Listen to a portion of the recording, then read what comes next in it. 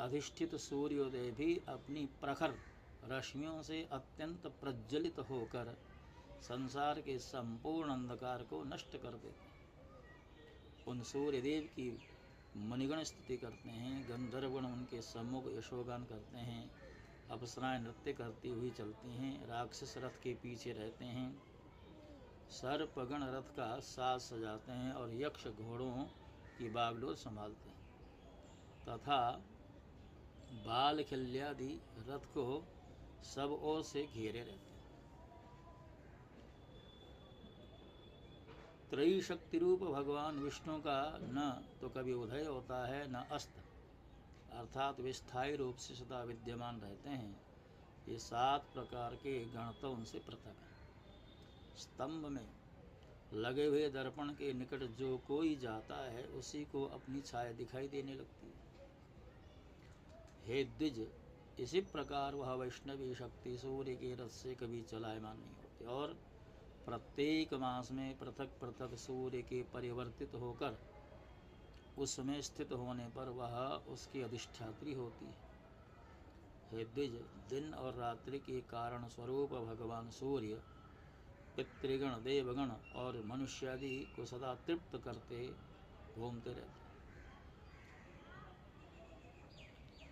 सूर्य की जो सुषुम्ना नाम की किरण है उससे शुक्ल पक्ष में चंद्रमा का पोषण होता है और फिर कृष्ण पक्ष में उस अमृतमय चंद्रमा की एक एक कला का देवगण निरंतर पान करते हैं।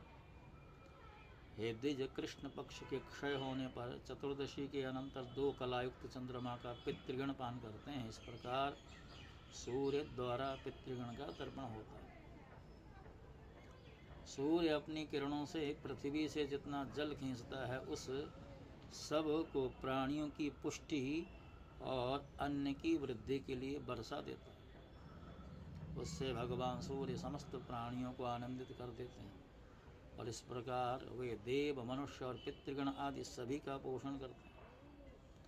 हे मैत्री, इस रीति से सूर्य देव देवताओं की पाक्षिक, पितृगण की मासिक तथा मनुष्यों की नित्य प्रति तृप्ति करते रहते हैं।